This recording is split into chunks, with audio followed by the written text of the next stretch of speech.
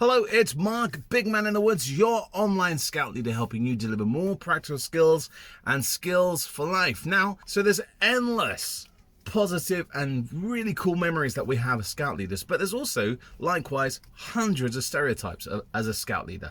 We've all heard it, dib dib dob, all that kind of thing. But as a scout leader, what really wind us up? So I thought I'd ask scout leaders around the world, what winds us up as a scout leader? What really makes us go crazy? And these are the top 13 things that wind us scout leaders up. Isn't scouts all about knots? Absolutely not. We know as scout leaders there's a million and one things to do. In fact, there's over 100 activities just for scouts. That can be ranging from first aid, dragon boating. There's loads of things. Yep, we still do knots, but we do lots more than knots. So how much do you get paid as a scout leader? So I've been asked this hundreds of times. So I make sure when new young people sign up, I tell the adults that us volunteers are volunteers. We don't get paid nothing and we give up our annual leave. But there are some roles in Scouting HQ that are paid for, that do have a salary. But scout leaders, we know it's all about sharing and giving those experiences to the young people. And there's an awesome quote by Sherry Anderson. Volunteers don't get paid, not because they're worthless, but because they're priceless. Slight problem, chaps. Somebody has managed to forget the tea bags. Slight problem. So improvise, be prepared and all that. Got some water from this here pond. Pretty much the same colour.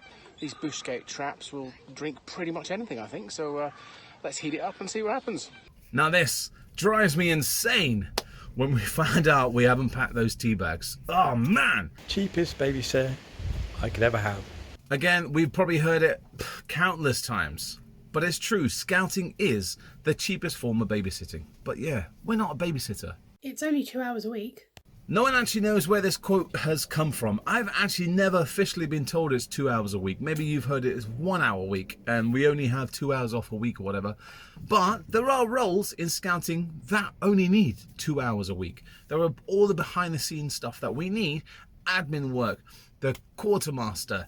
So yeah, it could be 2 hours a week, but as a scout leaders we know it's not. Sorry I can't help out, but I work full time and have 2 kids. I have no spare time. Wonder how many times you've heard that quote. Just too busy. I would like to know that as well. But as a scout leader, we can prove that you can donate your time and give it up and get so much rewards for finding that few special hours. Johnny has lost his coat.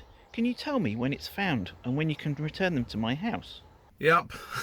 Another quote that you've heard all the time. Oh, they've left the coat in the hall. They've left this in the tent. I don't know. But would you reopen the scout hall up just for them? Or would you tell them to come back next week? Or tell them to come to your house? I don't know. But yeah, you probably would, wouldn't you? That's what scout leaders is all about, isn't it? I didn't know about this trip. I don't check my emails very often. Yep, you've sent it.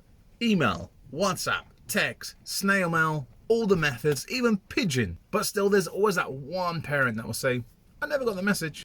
Why don't you run through the holidays?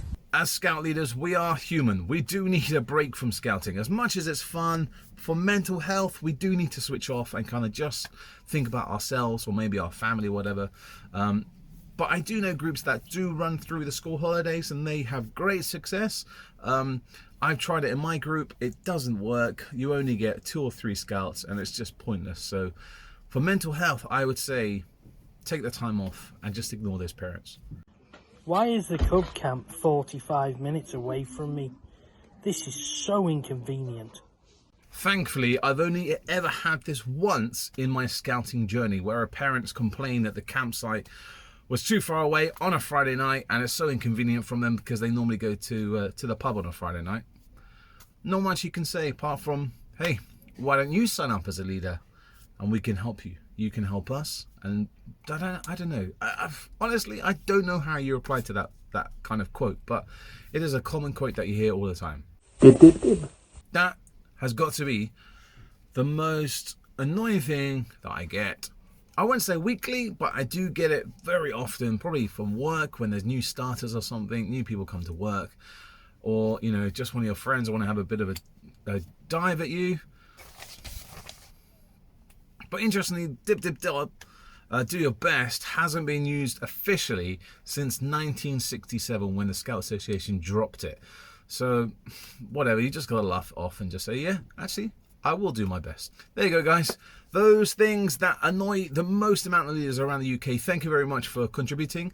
It was great to hear from you all. I just want to say thank you very much to all those leaders who recorded those quotes and sayings to me. I just want to say those quotes weren't personally from them. It was what I amalgamated and asked them to record. So don't think that those leaders posted those quotes. Don't want to get them into trouble. And is there something that I've missed out that winds you up, that you keep being told all the time from friends, family, workmates, whatever, about Scout leaders? What is it? Comment below. I would love to know what drives you insane.